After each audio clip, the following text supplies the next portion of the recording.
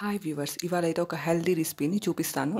ఇదైతే pongal recipe. Pongal recipe చేసేటప్పుడు రైస్‌తో పాటు పెసరపప్పు యూజ్ చేస్తాం కదా! చాలామంది రైస్ ఎక్కువ తీసుకుంటారు. పెసరపప్పు చాలా తక్కువ తీసుకుంటారు. కానీ రైస్ ఎంత తీసుకుంటామో పెసరపప్పు కూడా అంతే తీసుకుంటే టేస్ట్‌తో పాటు హెల్తీ కూడా. పెసరపప్పులో చాలా విటమిన్స్, మినరల్స్, ఫైబర్, ప్రోటీన్ అధికంగా ఉంటాయి.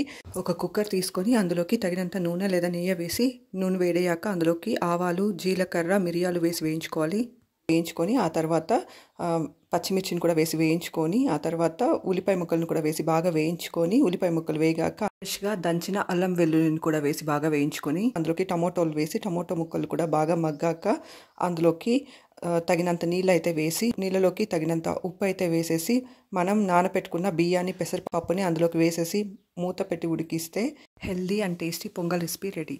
మనం రైస్ని ఒక గ్లాసు ఇంకా పెసరపప్పును ఒక గ్లాస్ తీసుకున్నప్పుడు కొంచెం వాటర్ అయితే ఎక్కువ వేసుకోవాల్సి ఉంటుంది. మీరు తీసుకునే బియ్యాన్ని బట్టి సోనా మసూరి తీసుకుంటే ఒకలాగా, రేషన్ రైస్ తీసుకుంటే కొంచెం తక్కువ వాటర్ యాడ్ చేసుకోవాల్సి ఉంటుంది.